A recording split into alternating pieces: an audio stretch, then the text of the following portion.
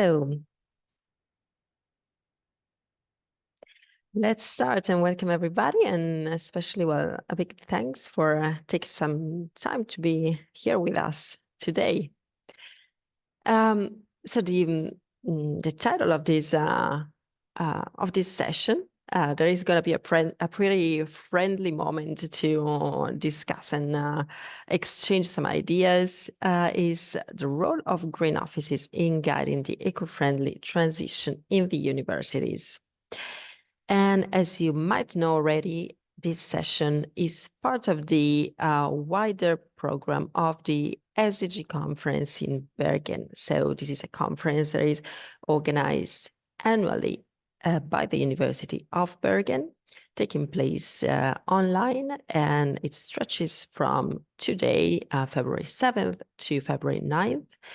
And on February 7th, so today, there's a so-called Day Zero, where a lot of different participants from everywhere in the EU are contributing to the event with different sessions, as we are doing now.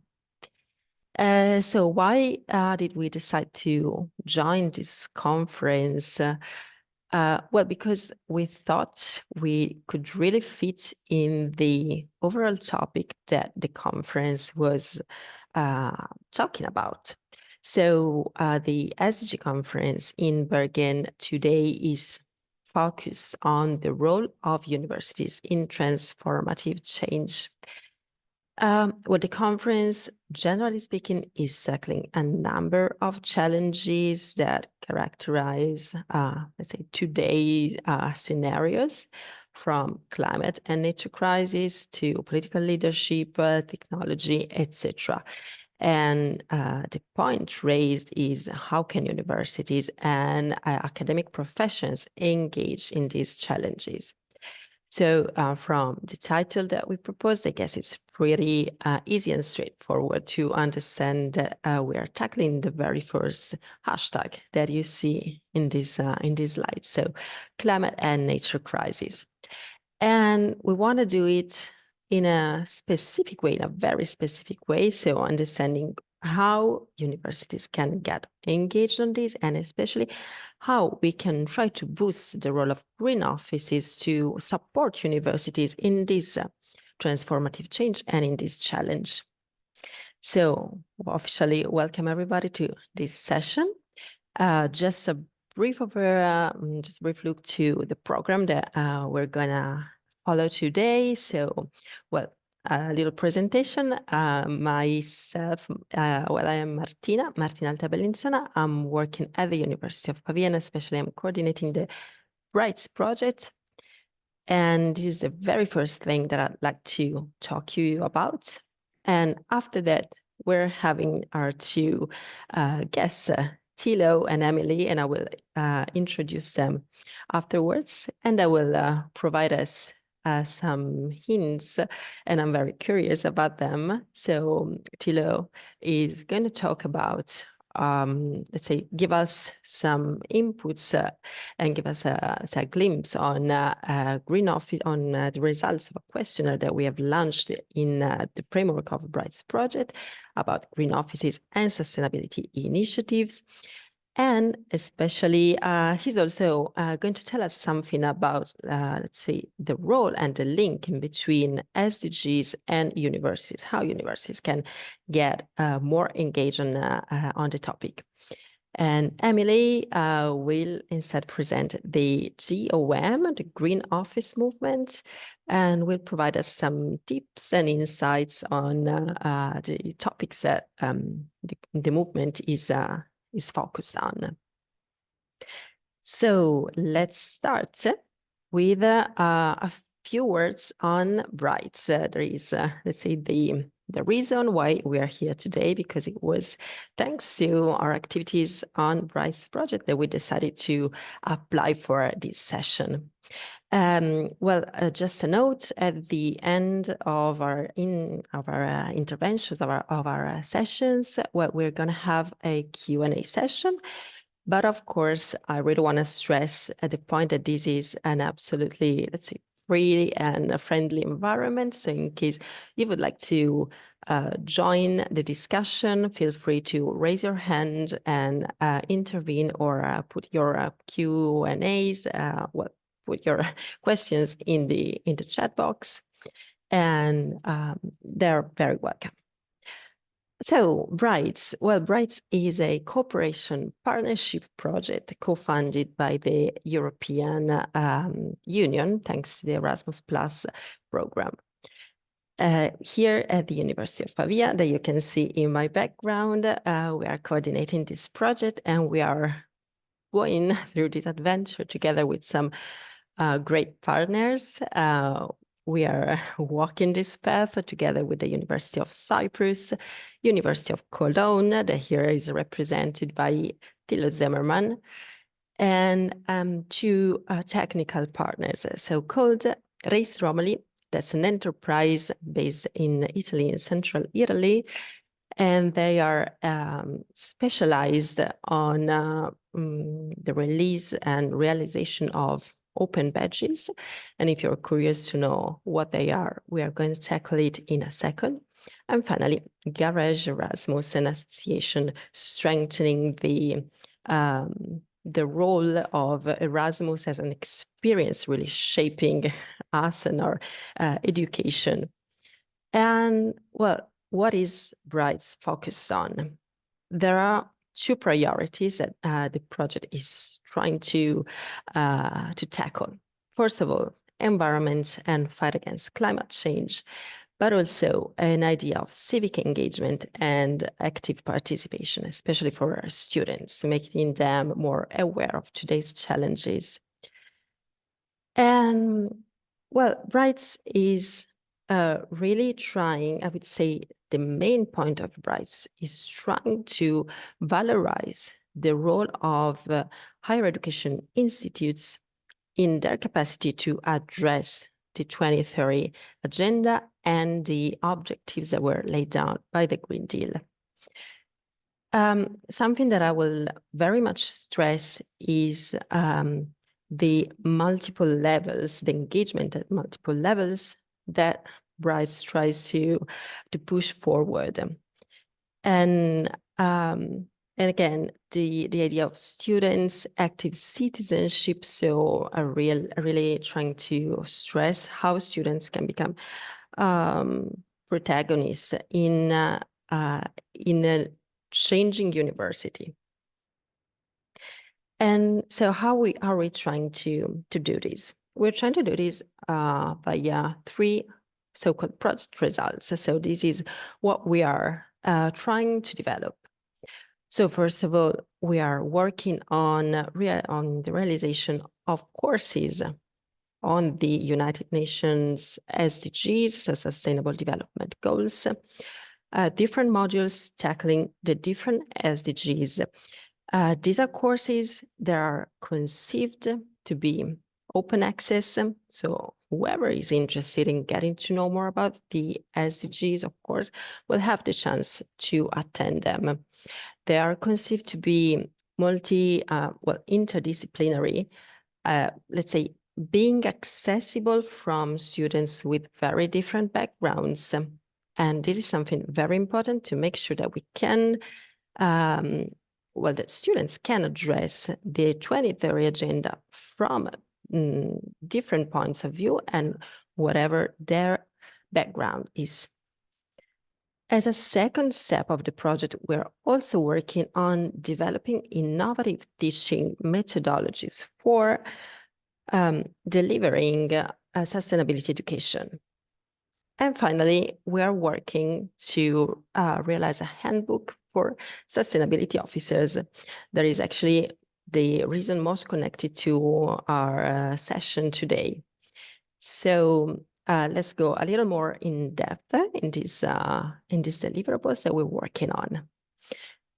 Well, something that, again, I would like to stress is something that I think reflects the overall nature of Brights project, so the multi-level approach, and this also reflects how important we think it is to to address sustainability in a holistic way. So really tackling, let's say, all the different sectors, all the different levels that compose the academic environment.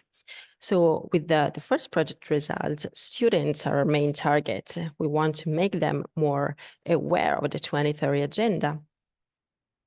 With project result number 2, of course, the target of the activity is our teachers. And with project result number 3, we are tackling the organizational level of the university.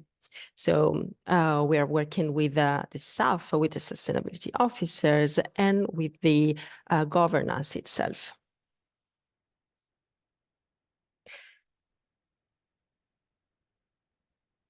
And okay, so as I was mentioning earlier, well, the first point that we are constructing with the project is that of realizing courses related to the SDGs. So international-oriented teachings that will give our students some more capacity to act in an multidisciplinary and transnational environment. Will raise awareness on the 2030 agenda, and especially something I would like to stress the importance of is the point of increasing students' critical thinking on today's challenges.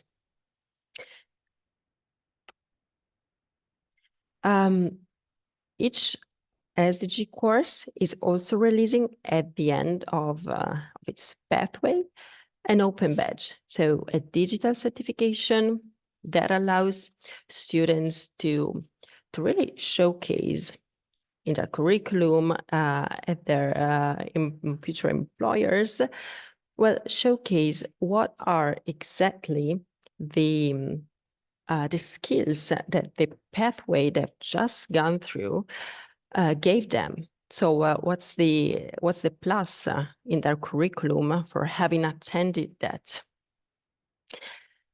This overall strategy tries to support the recognition of green skills into a green skills framework in order to have a general and common understanding of what green skills are in the EU.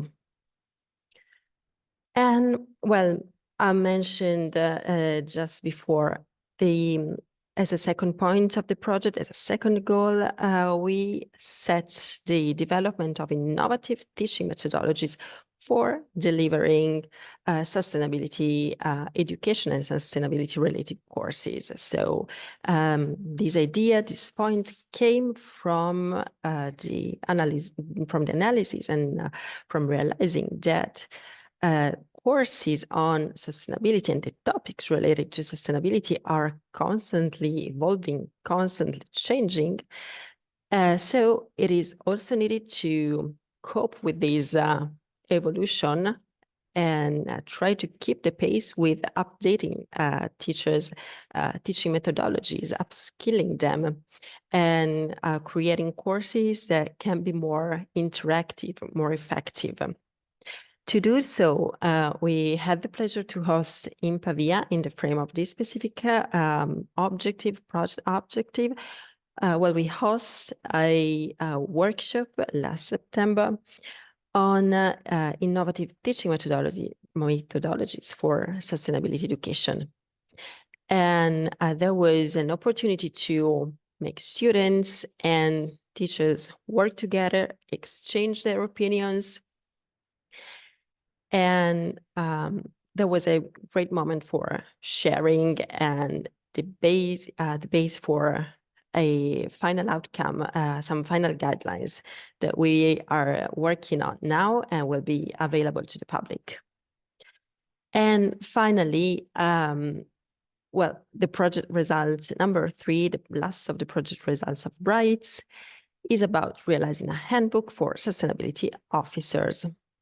So the point of this handbook is laying down some points, some tips, some guidelines that can help universities either in managing their green offices in a more efficient way, either to provide some inputs to set up a green office in case they are not provided with one. So this is something we're very, let's say, proud of, I would say, something we are very much focused on in this very moment of the project, because in a few months we will be realizing a staff week where the partners will have the chance to meet and get trained in order to shape a more specific, more trained indeed figure of sustainability officers. So really trying to empower the sustainability, the green office in the university, and trying to understand all the roles that this office can play. So I just wanted to share with you a few pictures from the workshop that we had in Pavia that I just mentioned, which was a really great opportunity to work together in a friendly environment with no judgment, having students and teachers working together and having fun together. So that was very nice. And we're looking forward to have our staff week next June. So summing up, and I'm going to conclude my presentation of the project. The main points of Brights, I would say, and I would summarize them in these 4 points. Multi-level approach, so having an holistic approach to really bring sustainability at all levels of the university. Engaging with external stakeholders, such as during the workshop, such as during the staff week, or for instance, now hosting the Green Office movement. So really trying to create networks with the local community that each university is enshrined in. And well, supporting and really fostering students' participation and gathering their points of view, gathering their opinion, keeping them into account in order to develop courses, in order to develop other resources. And finally, something that I think will be very useful for coming out, let's say, from the Brights project, is that the products that we are producing are going to be very replicable in other universities. So let's use these kinds of projects to really support each other, produce results that can be easily adopted, can be easily exploited by others. And now I would like to go straight to our hosts because I would like to, I'm eager to hear them, their opinions and their points of view. So just a brief presentation. The hosts, the guests that I was mentioning earlier are Dr. Thilo Zimmermann from the University of Cologne, partner of the Brights project. He's head of the academic networks and SDGs, and he's responsible for the SDGs project at the University of Cologne, so supporting the achievement of such goals. And as a second speaker, we're hosting Emily Sweddle from the Green Office movement. So she's a project manager there. And she's actually, I mean, I'm so curious to hear you, Emily, because I also found out that, let's say, your engagement on sustainability is pretty 360 degrees wide. So I'm very curious to hear more about the Green Office movement, and I'm pretty sure that this association could be a great tool also for other universities to discover. So as a first thing, I would introduce Thilo, and I will leave him the floor. So please, Thilo. Perfect. Yes, yeah. Thank you very, very much, Martina. Thank you again also for this great initiative and coordinating this project. It's really great project and great pleasure to work with you. Yeah, as Martina already mentioned, now we will come to the presentation of this third working package on the planned handbook for sustainability offices, where now I will present a little bit what we are planning here. Maybe I have to say in the beginning that this is still work in progress, or maybe even now in the beginning, because the first 2 years of the project we were more focusing on the SDG courses and the teaching methodologies, and now we will start with the handbook. And therefore I'm presenting. I do not present ready results or insights that we got of a finished project, but what we now are planning some brainstorm ideas where we want to focus on. We now had an online survey. I will show some initial findings where we try to gather some best practices, but this was just online now, and you actually can still fill that out if you want to. I will also put the link.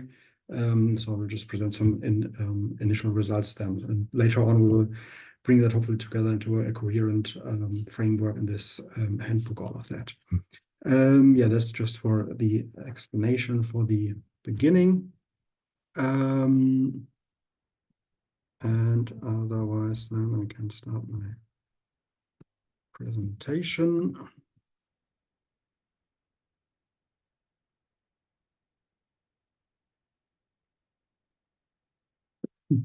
I hope you can see my slides now on the global sustainability and HES, which role do universities play to achieve SDGs, and which role then of course can play sustainability offices and also sustainability strategies. So what I will do here today now in this short presentation is talk a little bit about the UN SDGs in general as a policy agenda, what that actually is. I mean, I'm guessing most of you know, being part and interested in this conference. Because then the second big question that we want to put in the handbook is, of course, how can universities react to that by, of course, implementing sustainability offices as institutions, but also, and this is maybe where the handbook will more focus in, by developing strategies and also by linking different strategies, sustainability, internationalization, and transfer. I think this has to be linked together into a strategy how universities can react to the challenge of achieving the SDGs. And then at last step, I will shortly present the first insights of the current state of the survey. What are universities doing? Some preliminary results, just to get an idea what we are doing here. So what are the UN Sustainable Development Goals? I will go a little bit quicker through that because, as I'm sure you know, these are the 17 goals, of course, that the United Nations and the international community did define for itself in order to create a first coherent global policy framework and agenda for itself. But of course, this approach of the SDGs is a very special one in international relations, or maybe even in international history. Because it's the problem actually of how to address the global problems that we have of climate change especially, but also many other problems that have worldwide externalities, and where we have to act together as a global community. And we have to govern these problems, but we don't have actually a world government, of course. And how still to create a plan for that. For SDGs is one big topic. The aim of reducing climate increase of the temperature to 1.25 degrees, of course, another big example of such an example where the world community has to define itself certain aims, but does actually not have a government to implement that. That can only be done on the national level. Therefore, SDGs are defining a policy agenda by the international communities. But the implementation is done on a national level, because only there you have governments, you have taxes, you have money, programs, and so on. And of course, all the national, or increasingly, or that's the idea behind it, national policies and strategies should be adjusted to these framework of the SDGs through reporting and by adjusting policies on a national level. And of course, because only there's the money, but that's of course also problems implemented with that. Richer countries, of course, have more possibilities, and so on and so forth. So now the idea, and that we have the UN SDGs, and then you have different countries. They have to see how to implement this or how to implement the strategies to achieve that. They give that maybe to the ministries, maybe even every ministry has to report to the government, and then maybe even you have sub-regions and so on. And somewhere, because that's of course also our role here below the ministry level, is then also the university who has to increasingly report on what they are doing to achieve the SDGs. And therefore, I think it's again important to make yourself aware that what are SDGs? Was the question here in the beginning. They are a framework that offers maybe something like a shared language for very diverse policy strategies that all countries have to report on SDGs. But I think the really new thing is that this framework implies, and with all the problems that SDGs also have, the big opportunity offers a very global perspective, because you start with defining problems on a global level, where global problems, and now we have to act, or every government and every institution, every ministry and so on has to think how to react to that actually. And therefore, these SDGs can, for example, also be a door opener for cooperation at eye level. As this is the point where the SDGs start with really defining problems on a global level, and now everyone has to define strategies to how to deal with that. And this SDGs offer this framework. Most of you, I guess, I know that, but I wanted to re-emphasize this because this is maybe important when you think about what can sustainability officers do at universities. Maybe to allude a little bit on that, because there's of course a lot of initiatives, but what can you do locally, energy saving and so on. But another big problem or challenge is also what can you do with international cooperation, how to link sustainability strategies, for example, with internationalization strategies of universities. And then of course, I guess that that the SDGs, the monitoring tools and so on, where for each country there are certain aims and so on. We'll jump a little bit over that. So this is a little bit what SDG is, what they are. It's a language in the end, I would say, a framework, which can be good to integrate your own strategies into that, which is powerful if national policies really adjust that. But otherwise, also there's of course it's the SDGs themselves are of course empty in that sense on the international level. What is the role of the universities now to achieve the UN SDGs?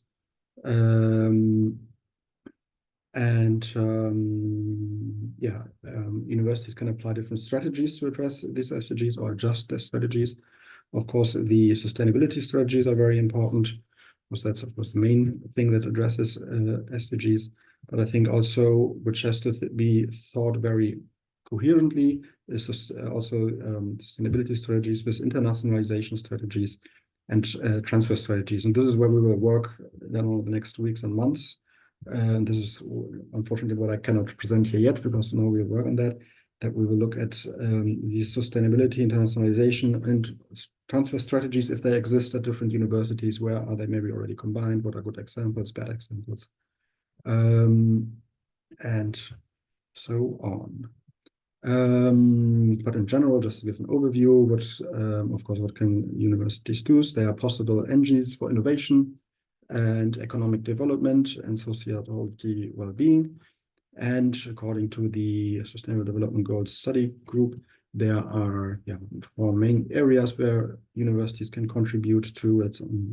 Research, of course, and education, adjust the research agenda and adjust education, develop SDG courses, as we're trying to do with some Brights, but also implement SDGs, of course, in general in teachings and so on. Operations and governance. Of course, the university itself can adjust its governance, becoming more energy efficient and so on. And also external leadership. This may be already referring to this transfer aspect. a university can educate a new generation of leaders, of course, which are aware of the global responsibility for the SDGs, and so on. Yeah, so therefore there's a link, of course, also what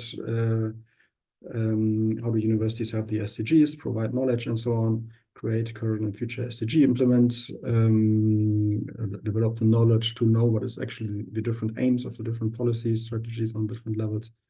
But of course, the other side, also the question is, how do the SDGs help the universities? They create demand for SDG-related education, maybe creating this, defining global problems, creating this, the possibility for real global cooperation on eye level.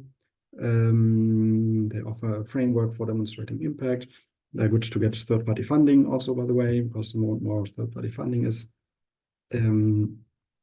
pre-selected by these by the SDGs, and so on. So there's a deep correlation between universities and the SDGs, and therefore, yeah, universities act as a mediator between local demands also in the global logic of SDGs, which I explained earlier. They are addressing social, political, and economic inequalities through policy reports, of course, collaborating with NGOs.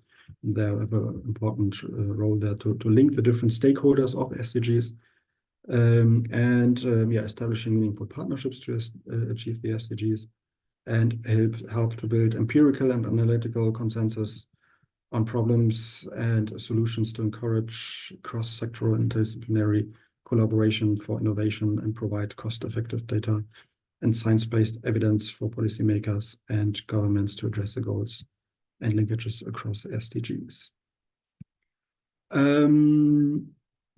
Yeah, so that was a little bit what, where then the university has to develop strategies how to address these possible areas where they can be active on.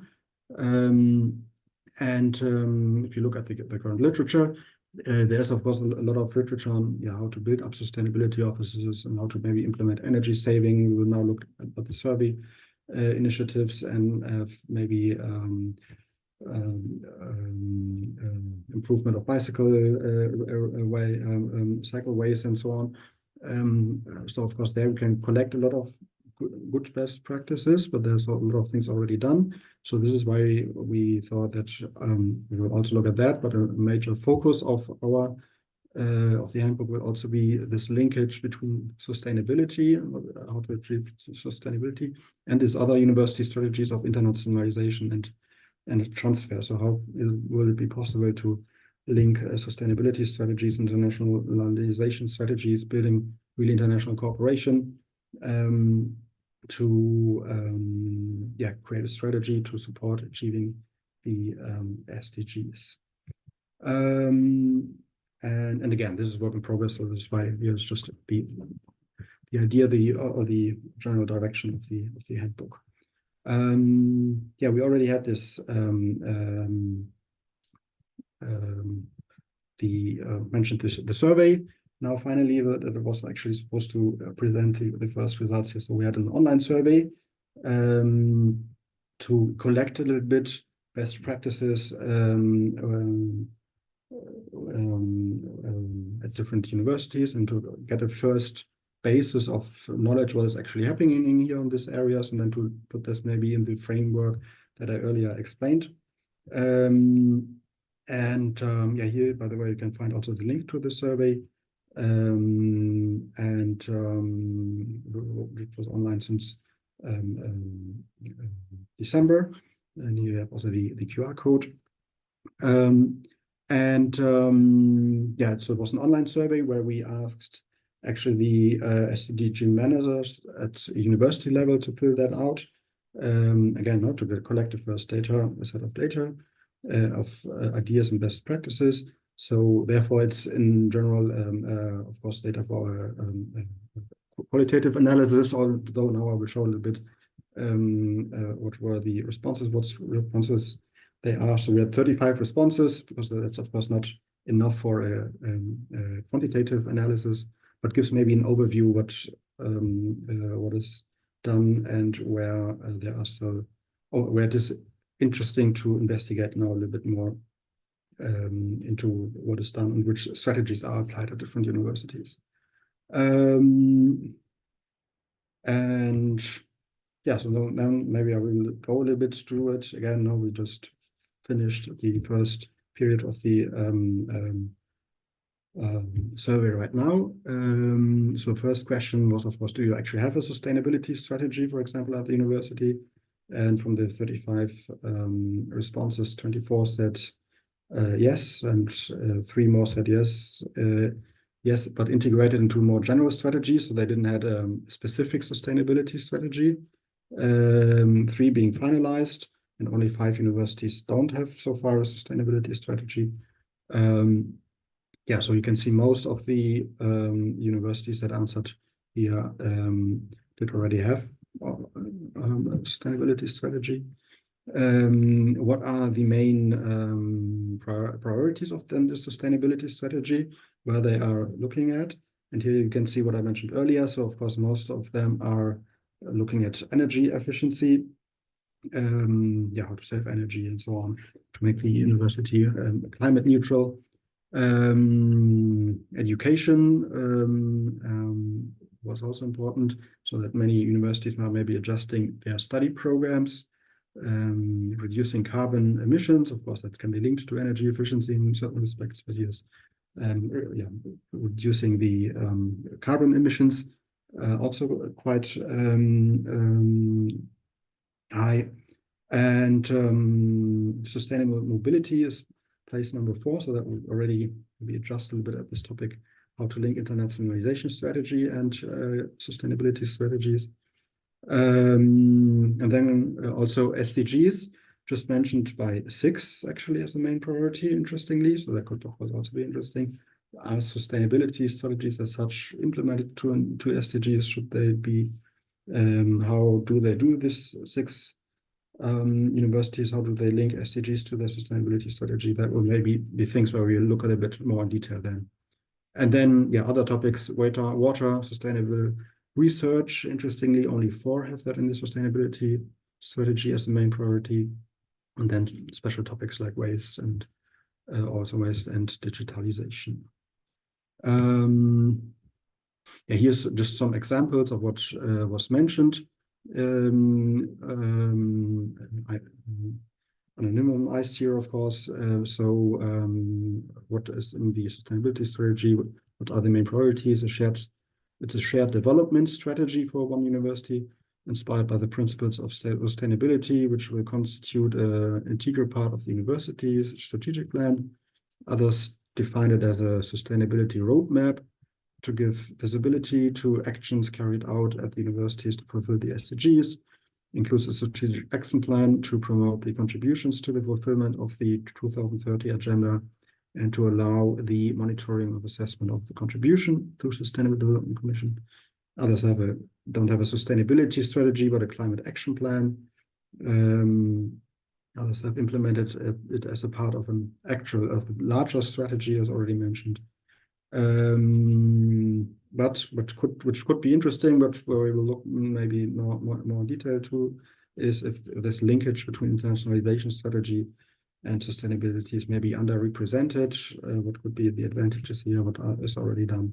So that's maybe something that we will look at. Another question we had put is, one is, do you have a strategy, but do you have activities on the university level?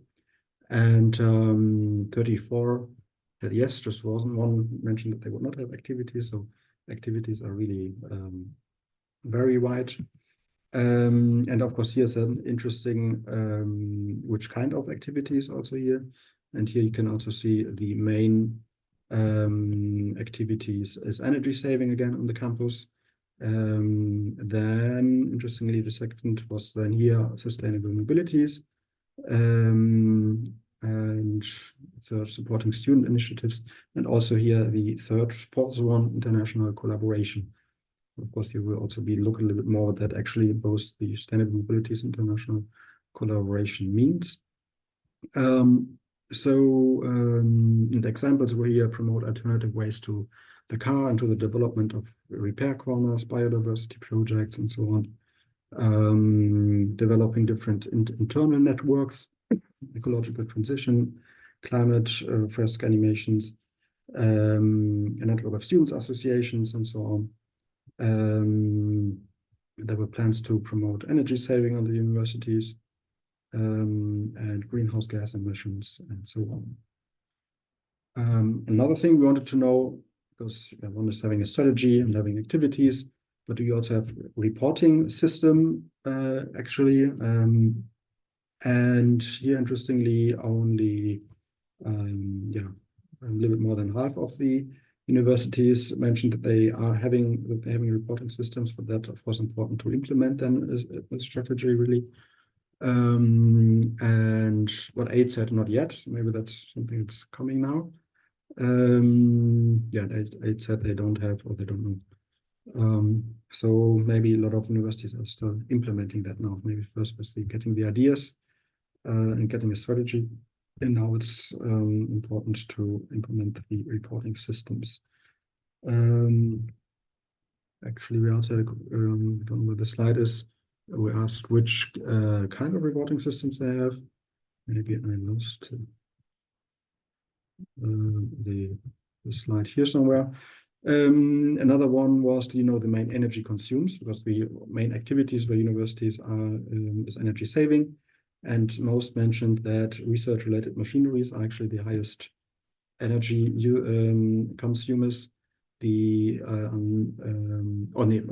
building-related is the most one, of course, but then research-related machineries. Many of them also said we don't know, and then we have other things like international flights, mobilities, and so on. We also wanted a little bit to know, do you have carbon footprint calculators? Also here 20 universities said yes, and 3 are implementing. And here, so just some examples that can maybe also be interesting for universities, which different carbon footprint calculators do there exist. So you find an overview of that, what was responded to that. Of course, another important thing is also then when having a strategy, maybe you have to tailor that to the needs of the sustainability ranking, because that's getting more and more important for universities. So how many universities are implementing rankings or are a part of a sustainability ranking? This are here 58% of the respondents, 20% did not, and 20% didn't know. And here the most important rankings that were mentioned is, of course, the Times Higher Education ranking, Green Metric, Global Compact, who were sustaining that, Swiss ranking by WWF, and so on, and of course the QS sustainability ranking. Also coming to conclusions soon. Of course, another one was also, do you already integrate students? Or do you integrate students into your sustainability strategy? Is then an open, for example, an open communication tool or initiative for students to file ideas for more sustainability. 27 do have that. And here were also some examples. For example, one university had a big call for contributions in 2019 with 13,000 answers even to nurture the strategy. Many also mentioned the Green Office mail address. So maybe here, of course, could be thought about better ways maybe of collecting really ideas. So that could be also an important part of the handbook. Then a little more in detail here, how are students engaged, how to use maybe the courses and the classes in a really coherent strategy to make students aware of the SDGs, and then also have tools, not only email address, but maybe tools how to collect ideas and raise also students' personal initiative. I think that will be the question here where we will look a little bit more in detail. Then, of course, for the focus that we wanted to set into the question, how to link then sustainability strategies to internationalization strategies. Because here we asked, do you have an internationalization strategies? 27 universities said yes. And 2 yes in progress, but the important question is there any link between the internationalization and the sustainability strategy, and only a little bit more than half of the university said yes, there is a link. So that could show that here maybe could really be a good research gap to show why and how both actually maybe have to be linked, but this will be then do in the next weeks and months. Do you have any activities for international students? Here also, for example, information on how to recycle was a big answer. Because maybe that's different in different countries, and then maybe it makes sense for international students to make them especially aware of this, how to recycle. But receive students in a more sustainable way, green travel and so on, of course, will be there regarding internationalization and sustainability be a big topic. Bike rentals for international students, but also, of course, second-hand market by and for international students maybe can be an important point, because of when you travel to a new city, you need everything new, furnitures and many other things. And maybe you could improve or reduce waste, having a good second-hand market. Finally, the last two slides, I think, sustainability office. Also asked, do you have planning to have a sustainability office, which is then responsible for implementing the sustainability strategy, of course, and 85% said yes, and in a little bit more than also it's planned. Only 8.8% didn't have a sustainability office. So here you see in the sustainability office itself, that's already seems to be widely spread through at least our 35 or 34 respondents here. What were the main obstacles, or what are the main obstacles to build offices? We also wanted to know, and most answers were actually lack of personnel, limited funds, insufficient integration of sustainability in the university structures, lack of people, difficulty to gather people around initiatives, insufficient staffing with respect to the office involvement in all sustainability issues and variant declinations. And of course, here we will also now look a little bit more into that, where are the obstacles, and maybe how we can give some good recommendations for that in the handbook. So that was just to give an overview, or to get some impressions in this qualitative survey. Where are possible areas where more information could be maybe helpful, and some good best practices on how that have been solved.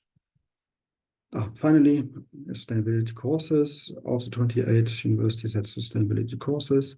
And here also, as Martina mentioned in the first part of the project, we developed also SDG courses with open batches. So the next steps will then be look more in detail at sustainability, internationalization, and transfer strategies, and look more now in the results of the survey, tailoring the structure. But of course, here it also would be good to have your input. What do you think? What are your main needs, and what would you expect from a handbook on sustainability offices and strategies? And analyze a little bit more what we'll do, the web pages and sustainability offices, and the information that way were sent together with that survey. And therewith, I would say thank you very much. Thanks, Silo. Thanks a lot for driving us through some first preliminary results of the questionnaire that we've launched. I think it's pretty evident from the results, even though, of course, we still have to, let's say, shape our handbook and revise in depth all the answers. But still, it's pretty clear that, of course, the framework in the EU is pretty different, and so I guess this is something that highlights the potential role of green offices and the importance of strengthening green offices as a central office that can help harmonize the situation in the US, having one reference point, one green office in the EU universities that can overall help shaping a more coherent framework, probably.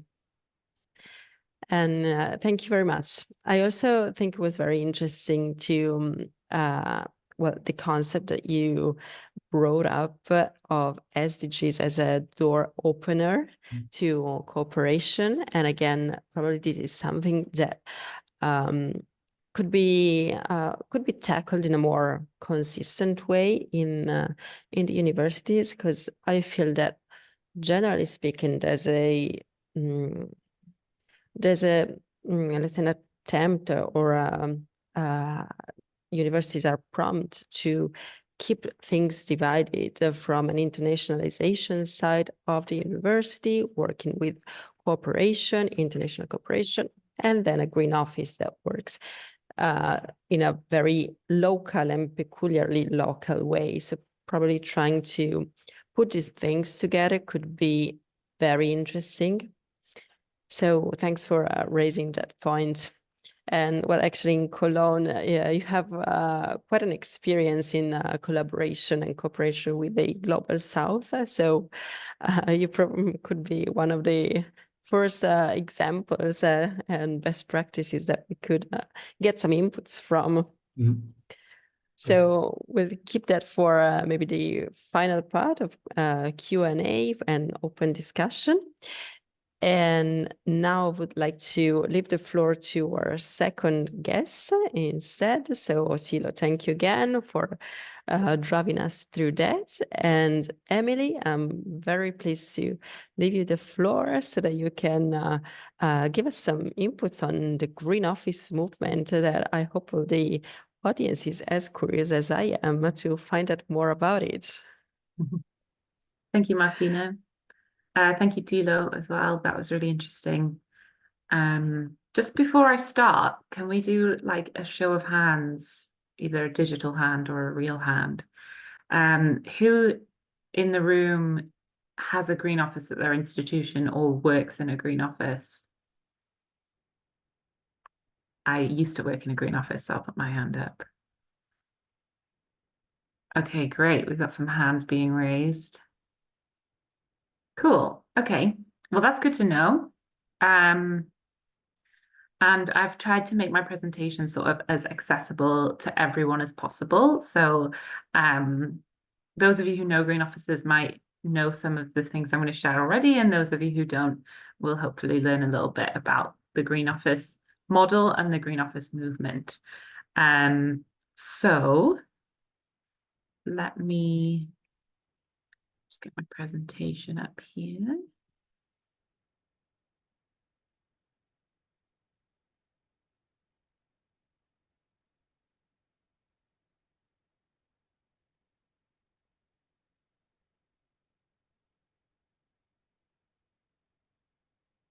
Okay. Can you see? Yes, perfectly. Okay, great. Great. So yeah, I'm going to talk a little bit about the Green Office movement. And I've also been asked to talk a little bit about some of the kind of maybe good practices for running a green office. I used to work in a green office back in 2015. I started in a green office, and then I was there for a couple of years. So a while ago now, but I've also in this position, I started in this role as Green Office Movement Project Manager in September last year, and I've been talking to a lot of green officers in this role. So I've used a bit of my own experience and a bit of things I've come across talking to other green officers to sort of inform what I share today. And I'm hoping to get some input from you all as well. So before I dive into all of that, I want to just do a bit of an overview of what I mean by the Green Office movement. So when we zoom all the way out, we see SOS UK, Students Organising for Sustainability UK. This was created as an offshoot of the National Union of Students in the UK, NUS, and now operates as a completely separate body, completely separate organisation. Within SOS UK is a department, I don't know the proper word for it, but like a section called SOS International. So this is like within SOS UK, but it reaches its own network beyond SOS UK as well. And sitting within SOS International is the Green Office Movement team. So that includes me, primarily it's me and my colleague Tobias. And up until recently, our colleague Marcia, who has just left the team. Some of you, if you know the Green Office Movement, might know Marcia because she's worked with the Green Office Movement for a few years and is very dedicated to it. So the Green Office Movement team sits within SOS International, which sits within SOS UK. But really, the Green Office Movement is all the Green offices around the world. And I've put as many Green Office logos as I could put on this page. But actually, there's more than this. So this was just to get a flavor. But in reality, there are Green offices all over the world. And the movement started with just one Green office in Maastricht in the Netherlands in 2010 and grew incrementally over the past 14 years. And we now have over 100 Green offices all over the world. As you can see, the main sort of concentration is in Europe, but we are spreading more further afield also. There's different colored dots on this map. That's showing Green offices that are Green Office Movement members and those which are not. So some Green offices pay to be a Green Office Movement member and some don't, and I'll come back to that a bit in a minute. But we're all Green offices. It's all we're all in it together anyway. So yeah, this is kind of this is available on our website if you want to go and have a look around and see where all the Green offices are. This map is on there, and you can have a click through. So I've been saying the word Green Office about 7,000 times. What is a Green Office is the big question. And there's actually kind of a model for it. There's a template. So a Green Office is a student-led, staff-supported sustainability hub. And the Green Office model was first developed by this team in Maastricht in 2010. A group of students who wanted to take action at their university for sustainable change. But they realized that there wasn't really exactly the right outlet to do that. So they worked on it, they made a whole project group, they tried things out, they learned, they changed, and eventually the Green Office model was born. So this student-led, staff-supported sustainability hub within a higher education institution. And the idea is that it's a sustainability hub that informs, connects, and supports students, staff, academics, anyone involved in the university community to act on sustainability. It's based on 3 principles. One is that it's a bottom-up approach that's led by students and staff together. But it also has, the second principle is that it has top-down support in the form of a mandate and funding from the university itself. And the third is that it is open source. So the idea is that it's flexible and can be adjusted to the context of any university that might want to set up a Green Office.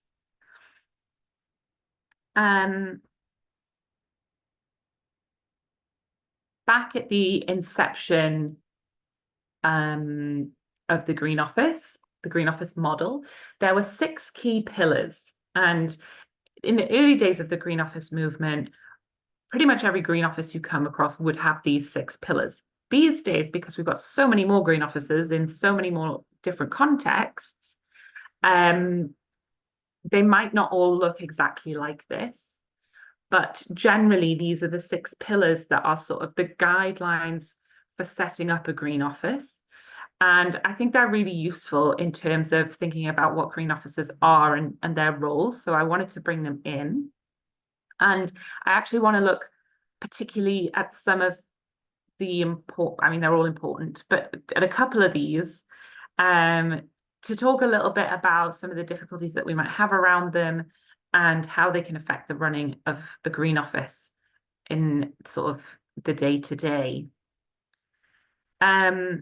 Let's just go through them quickly. So students in the core team, the first pillar of the green office model is that students are in some way employed in the green office. So have some payment to be involved in running the green office. On average, green offices have about 5 students involved, but it really varies anywhere from like 2 students to 10 students, maybe 12 students. It depends on how long your green office has been going, what the structure is, and the university context as well. Staff support goes hand in hand with that. So there's at least one staff member who is either a part of the core team or is sort of a strong supporting contact for the students.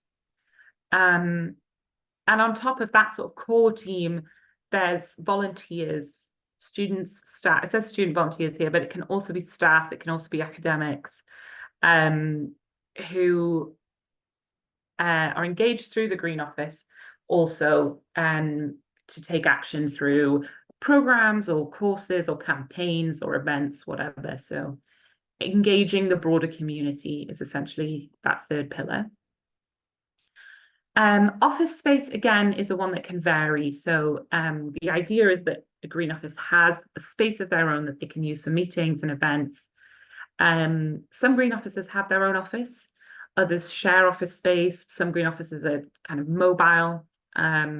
Actually, in this picture that says students in the core team with the sort of modular desks there, that was from a while ago at the university in Ghent in Belgium, and they were kind of hopping around the whole university campus for a while because they didn't have their own green office, which I think came with some benefits. It's obviously not an ideal situation, but really got the name of the green office out there because lots of people were seeing wherever they were going, seeing these people working and taking their T-shirts and their banners and stuff with them. Pillar number 5 is a mandate from the university, from the management or the university board to take up a specific role and purpose within the university. So the Green Office really is a part of the university. It's working to change the university from within, supported by the sort of higher ups in university organisation. And that comes with funding. So this isn't easy for everyone when setting up a Green Office, but it is one of the key pillars of Green Offices to have them funded by the university themselves. And that helps support the students, and it also helps support the mandate that hopefully will come from the university. So as I say, each university is unique, and therefore each Green Office is unique. These 6 pillars are kind of what we aim for in setting up a Green Office. But in the running of a Green Office, things naturally evolve. And I want to look at a few of these pillars through the lens of not just how they support setting up a Green Office, but the day-to-day running of Green Offices. So I'll start with mandate. Just a question to the room. What do you think I mean? What do you think the Green Office model means when it talks about a mandate? What do we mean by mandate? I would think something like making sure the university and the governance is with you and mandates you to work alongside or to represent the university somehow in this context. Yeah, so like support from the university, representing the university. Anyone else? What do we mean by mandate, do you think?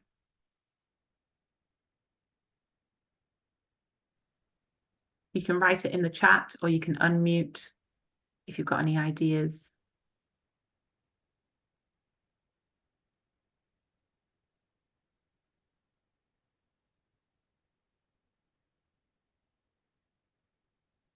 I can share my ideas with you. So some ideas I had about mandate is that it's coming from the university or your higher education institution, and it's coming from the top. There's nobody who can veto it because it's coming from the highest management or the board or whatever. Secondly, that I think is important is that it's agreed with the Green Office coordinator or the Green Office manager. And this is often a big part of like setting up a Green Office, is creating that mandate. And the Green Office, whoever becomes the Green Office coordinator or manager, is often involved in that process. So making sure that there's an agreement there and it's not just dictated from the university management that this is what the mandate is going to be. I also think it's really important that it's like clear for all of the Green Office team members. It's not really any good having a mandate that only the coordinator knows about, you know, like if we're doing this as a team effort, then everyone needs to be on board with what the mandate actually is. And also what it is not, because sometimes that's just as important. And then also thinking about making it official, so making sure you've actually got it down in writing, I think is really important too. So how do we feel like this mandate can support the running, the day-to-day running of a Green Office? Any ideas in the chat, or do you want to unmute, share anything, anyone?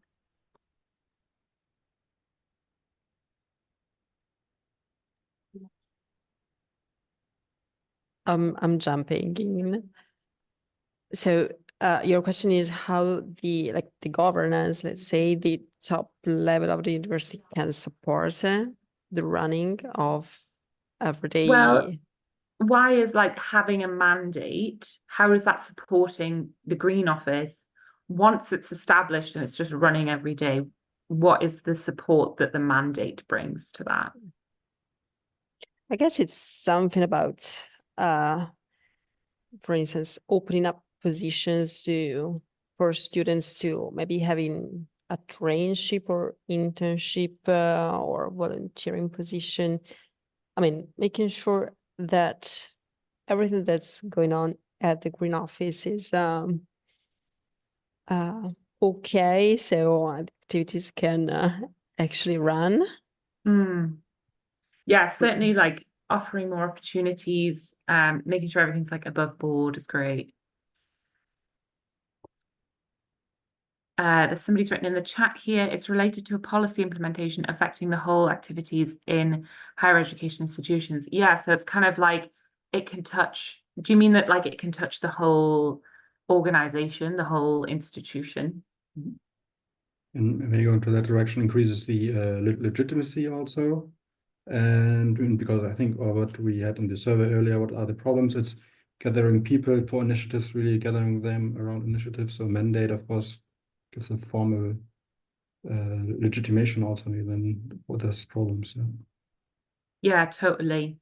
I'll share with you what I've written here, some of my ideas. That's thank you everyone for your inputs. Exactly, there's loads that this mandate can help with. I've picked it's clear what we're working towards. So like as a team, that clarity is there. This is what we're doing. We have a mandate. Excellent.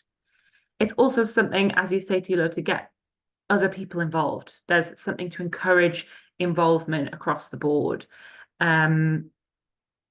If maybe there's any pushback, as I'm pretty sure every Green Office will experience at some point, then you can point to something and say, look, we have mandate to do this. We have support from the management of this university. So it's that level of, as you say, legitimizing and also support for that, and helping to potentially make change with that legitimacy as well. So I pulled together as well some potential problems that could crop up around mandate, particularly ones that I've heard from other Green Officers as I've chatted to them. So issues around like misaligned priorities between the university management and the Green Office team. Unfortunately, I've been hearing some stories recently from Green Officers that with a sort of wave of right-wing politics coming across the world and Europe, there's been some pushback on spending around sustainability in some institutions. And that's been really hard for green officers who've actually been established for a while, but are now coming up against, you know, questions of their legitimacy from the very sort of like groups of people who initially gave them that mandate. So there's always fluctuations and dynamics at play here, which can be really difficult and a real problem. Potentially the mandate could be very sort of confined and restrictive and not offer a lot of room for sort of creativity and evolution. One of the things about green offices, thanks to like the unique dynamic between being student-led and university mandated, is that there is a lot of room for sort of creativity and imagination when it comes to how to engage people and what to produce and what to create together. And so if the mandate is a bit restrictive, that can sometimes sort of hem that in. And if the management just refused to engage altogether, obviously that's a really difficult place to be. So I've also tried to brainstorm some potential solutions here. And the first one I've written is relationship building. When I worked at a green office, relationships were the #1 most useful asset that we had, 100%, and across all levels of the university. So here I'm talking about building relationships with the board or with management at the university. This is also true of building relationships with academics, catering staff, librarians, students, site managers. We tried to reach everyone and we tried to nurture those relationships as much as possible. In my experience, it took a lot of patience and it took time, but it really paid off. It really paid off to like build those relationships. I've also put student power because I despite all the you know, questions that are brought up by those who might not be so supportive of sustainability spending, I think that there's a big untapped resource in terms of like the collective student voice. And as green officers, that's something that we can sort of engage with and rally as much of that support as possible. So I think that's a really powerful tool. And support from the green office movement. The fact that we are an international network with, you know, 100 green offices, more than 100 green offices around the world, it's really that in itself is legitimizing.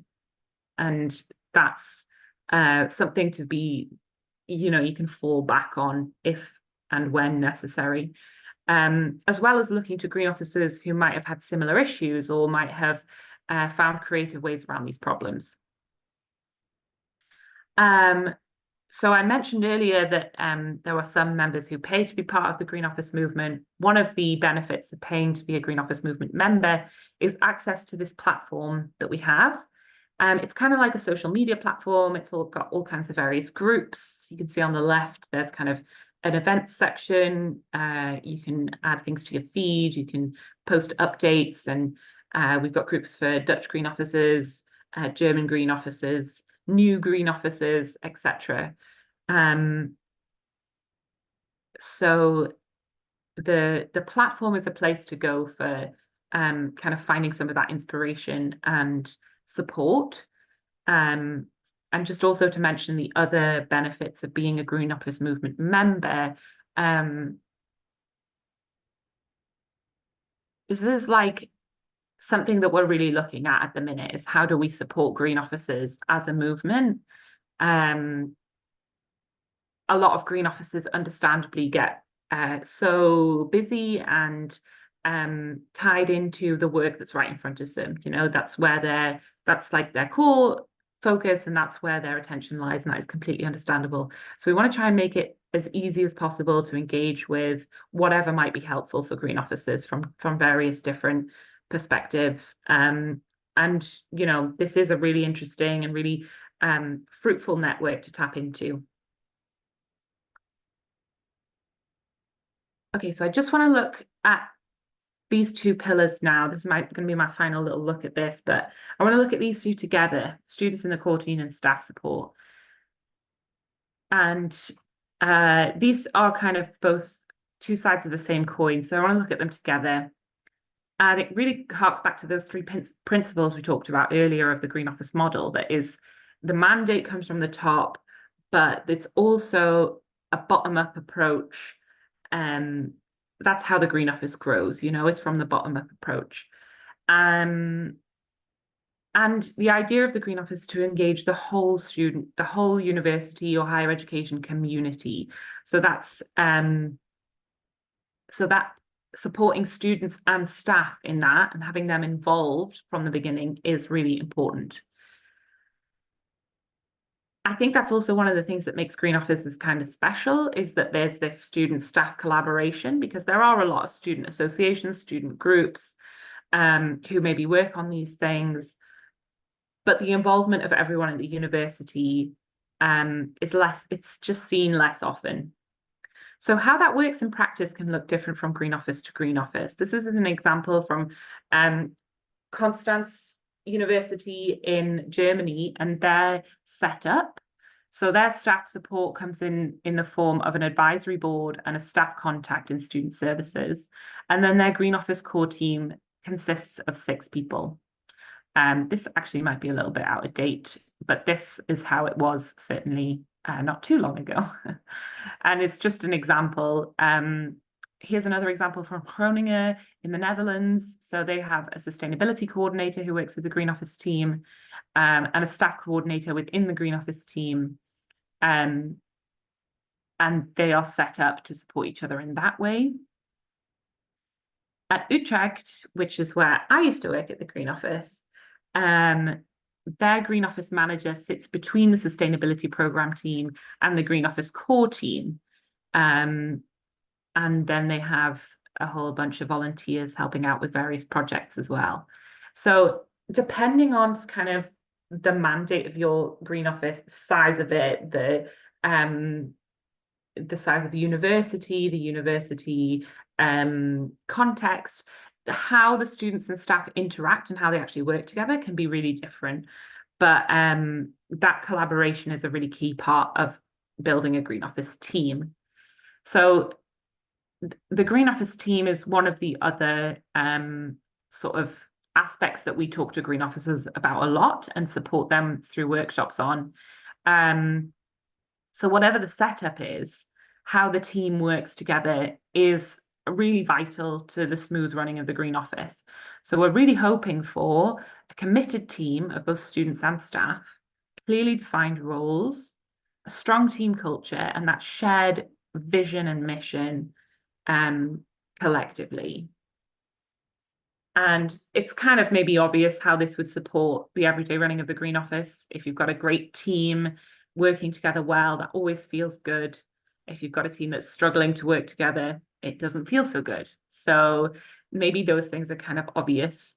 But also it's part of like making everyone feel making it sort of like an attractive thing to be a part of, you know, that Green Office team is a great thing to maybe join in on or volunteer with or join next time around. Some of the problems that have come up in my conversations with Green Officers recently, one of them since COVID times has been the remote working situation.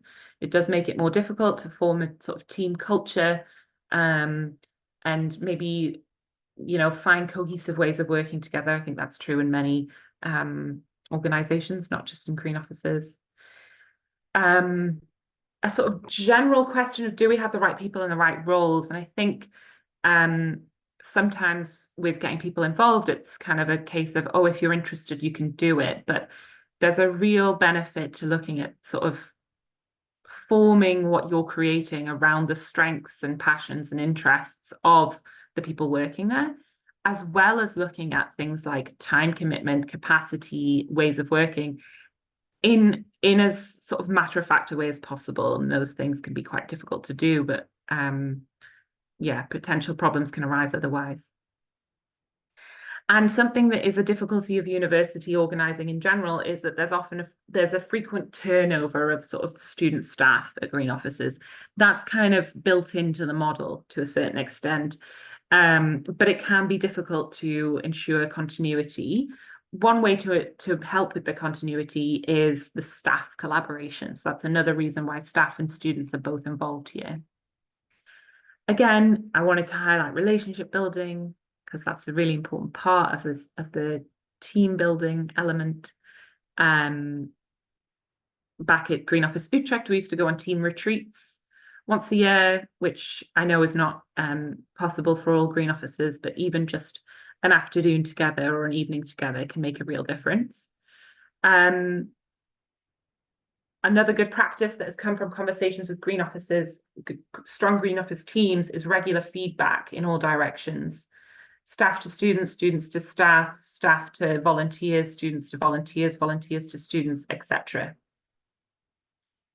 And the opportunity to create that collective vision and mission, which is one of the things we offer as a workshop to green offices. We actually sort of can create bespoke workshops for green officers who just need some support in any aspect of running a green office. The green office movement team can help out as much as we can, and we offer those workshops either in person or online. I would like to leave you just with a little plug for our upcoming summit. It's happening in March in the Netherlands. It's open to anyone working in sustainability and higher education. You can come along in person, you can join online. We've got a really cool 3-day program put together. I'm particularly excited that we've got some representatives from the UN Environment Programme joining us, as well as many members of our own network, the All Africa Students Union, OICOS, etc., etc. So yeah, it would be great to see you there if you want to join. And if you have any further questions, you can contact me at this email address, or you can have a look at our websites. Green Office Movement is where you'll find all the Green Office stuff, but also SOS.earth is for Students Organising for Sustainability International. So that's me. Emily, thank you so much. Thank you so much. It was so interesting. It was so interesting. And I had been going through your website like many times, but now that you had a chance, to drive us through the Green Office movement, I have my ideas way clearer, actually. And I hope I will be able to join your event in March, because the program, I had a look at it and it's just great. Great. Yeah, it would be great to have you. It was great. So I would like to ask you some 100 questions, more or less. But before starting, I saw there was a question for you in the chat box. When you showed the map with your green offices, partners, etc., Stephen asked where the Green Office in Africa is located exactly. And I'm curious as well. That's a good question. I believe it's in Kenya, in Nairobi. But actually the map is a little out of date, because there's now Green Office initiatives also in Nigeria, and I think in Ghana. Okay. So the sort of African Green Office movement is beginning to grow. It's starting. So yeah. Okay, thanks a lot. Well, to me, something that was really interesting was the point of students' involvement. Because, for instance, here in Pavia, we have a sustainability office that still doesn't have the appropriate resources to run. And so we experience exactly the issue that you mentioned. So the turnover of students, because they're mainly based on they have a mainly volunteer basis or internship basis. So of course, as soon as the internship ends, the student goes away. So something that I think is very interesting is the possibility to envisage some other options to get some payment as well for the student, to have some more solid structure in this sense. So you mentioned that generally the green offices you're working with have a support from the university, and then you also have some external services such as the workshops, right? Yeah. So that's I mean, like I say, it really differs across each university. But that's the idea of the Green Office model, is that it's supported financially by the university itself. We actually have some green offices that I think are supported by local councils, or locally funded rather than through the institution.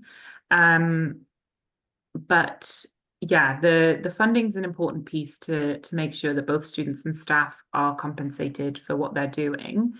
And that continuity piece is really important too. And I think partly that can come with the staff involvement, and partly that comes from that clear kind of mandate and like the vision mission thing, is that if that's in place from the beginning and it's something that can be continued throughout, then no matter who's coming in to do those projects, then they can pick that up.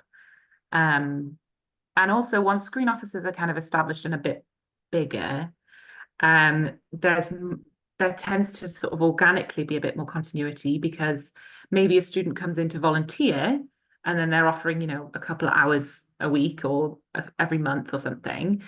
And then actually in like 6 months' time, they might apply to join the team, and then maybe they might do something. And so the kind of involvement in the Green Office can last longer than just your period on the team or your period as a volunteer, because there's actually enough to sustain more interest in it. Yeah, sure, very clear. And also something that you mentioned when you were speaking about the event you just had in, I can't remember where exactly. In Enschede, yeah. And well, you said that the guys didn't have a green office, like a premise for the green office. So they were moving around the university premises, and that was somehow beneficial to say, hey, there's a green office movement, etc. And so that's actually something interesting, at least to me, because here we are pretty struggling in making sure that the green office is visible enough, because it happens so frequently that I speak to people in the university and they have no clue there's a sustainability office, despite the emails they send out, etc. So the point of visibility is actually something that seems easy and small, point, but it's pretty huge. Yeah. And it takes a lot of energy to actually get sort of a lot of visibility. I think a lot of, again, it really depends on the context of your university. When I was at Utrecht, part of Utrecht University is on campus and part of it's in the city centre. And we were very well known on campus because it's easy to get to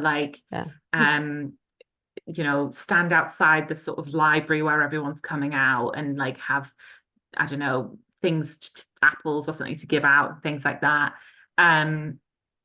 Or people just walk past our office, or we can go to events on campus or whatever. In the city centre, it was much more difficult because it's a bit more separate, and there's like bits here and there and there. And so it's harder to kind of be actually physically seen. We did a lot of in the early days of the semester, going into classrooms and going into lecture halls and saying, can we just speak for 2 minutes about the Green Office? Which again was part of building relationships with the staff, because they knew who we were and they said, oh yeah, Green Office can come in, just speak for 2 minutes and then leave. And that was it. And they just knew that they'd heard vaguely of the Green Office, and that was kind of enough for them. Yeah, it is a real challenge. And I think if you've got a small team, it becomes even more challenging, because you've got to get, it takes time, and it takes, physically being places. Yeah, it's an ongoing battle. Yeah. I see. I feel it. So, as we are driving to the conclusions of this event, and we are already 3 minutes late, but I am a master in being late, so forgive me. If there's any question, of course, please go ahead. Otherwise, I would like to share with you just a final and very brief slide. Let's say it's a 4 questions that I would like you to respond us to. So you can connect here.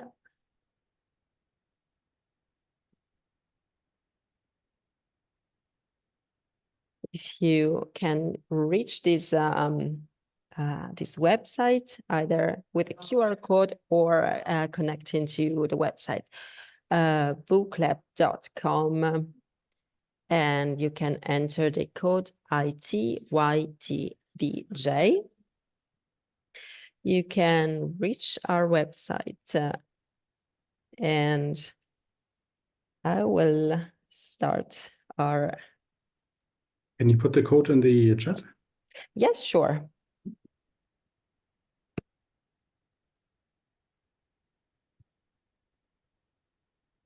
Okay. And maybe also the link. Maybe. Yes, good idea. Okay, YITYTDJ, and the link is, just a second.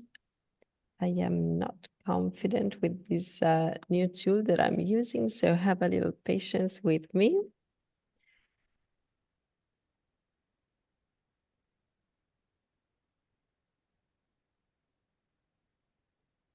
Okay.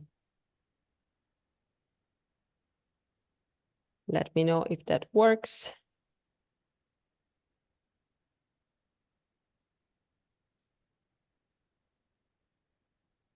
It's working well. Okay, perfect. Perfect. So is just 4 questions. First of all, is there a sustainability office or green office at your institution, at your university? I will just give you a few more seconds, and then I'm going to the following question. Second question. We do have already an answer. So is your institute's green or sustainability office? If you have, well, what's the main obstacle? What's the main difficulty that your institute is experiencing, that you're...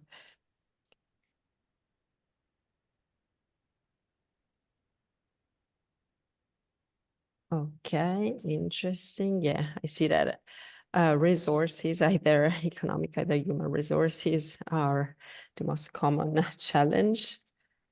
I pretty much feel that point, because we are struggling on that too. Okay.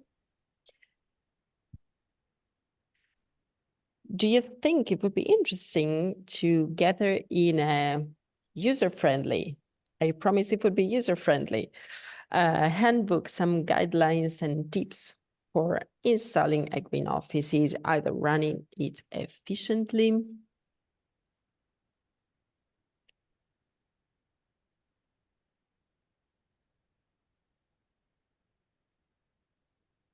okay, if you are not sure and want to elaborate on that, I would be very interested, because that is, let's say, what we are doing for the Brights project, and our idea is to shape a really, say, simple to go through handbook where some tips can be gathered, some best practices that can help other universities to set up a green office. So in case you want to elaborate on that, please, you're welcome to. And the final thing, well, actually, it's not the final one, but almost.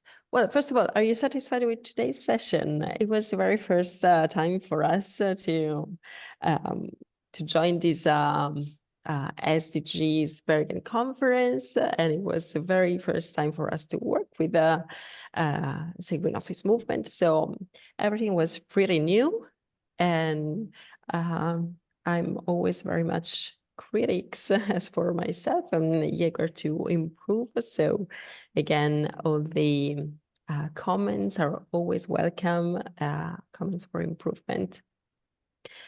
And finally, that's actually the question that is a little bit more requiring, let's say, your opinion. So you can find on your screen some different topics. The point is, what kind of support would you like to have, or would you need from something like the Green Office movement? So we highlighted some different options. Would you like to get some training, for instance? Would you like to have accessible online resources, either some community events? I think that's very interesting.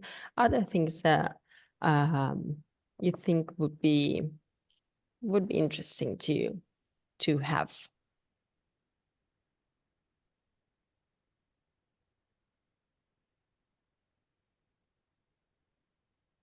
I will give you a few more seconds.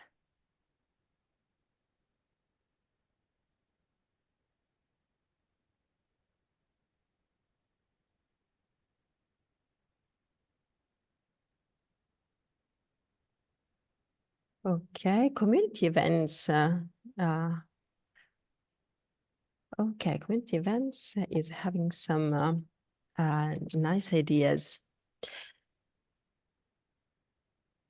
Okay, so that's interesting. So we need more support from other offices. I see that.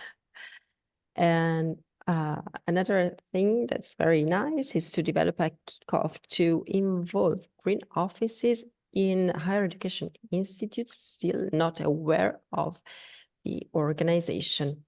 That is very, very nice indeed. And okay, so since we are pretty late, I think we will be taking very much into account your ideas and your contributions to this short survey. So thanks a lot for participating. Thanks for participating in the event, of course. I would like only to share with you the very last results of this survey. So among us, well, the majority of us is already having a sustainability office. The main point of obstacle, let's say, is the lack of economic and human resources. Looks like pretty welcome, let's say, the idea of having a friendly guideline, let's say, to drive us through the world of green offices. And Thanks. I'm pretty satisfied with that too. So having a look at this final slide. So as for training, having some online training with tips and insights, events to exchange with other offices, sharing experiences, a useful course, need a lot to promotion. Okay. Okay. Yes, I think that generally speaking, we are in a similar situation with need for collaboration with other offices, need for more resources. And something that I think is very interesting is, for instance, this idea, the kickoff of green offices. That's very, very interesting. So thanks a lot for, thanks a lot. And Emily is writing in the chat that she didn't mention in her presentation, but there's, oh, right, yeah, that's a good point. There's a free online course on the Green Office Movement website. So it's absolutely advised to have a look. So just to say goodbye, well, that's the website of the Brights Project, Instagram and LinkedIn. With the QR code, you can reach out to our newsletter. And on the other hand, again, thanks to the Green Office Movement for joining us, and make sure you visit their website also to access this free online course on how to set up a green office. So you will find the this presentation, and you will find the recording on the SDGs Bergen conference. So if you want to rewatch it or get some materials, make sure to visit it. So forgive my 14 minutes delay, and thank you so much for joining us. Reach out to us for any inquiries, and thanks for being with us. Thank you very much for organizing that, Martina. Ciao. Thank you, Martina. Everybody. Thank you very much. Bye. Hope to Thank see you all. you soon. Greetings from Salamanca to all the Pavia colleagues connected. See you soon. Thank you, Salamanca. Bye. Ciao. Bye-bye, everyone. Bye.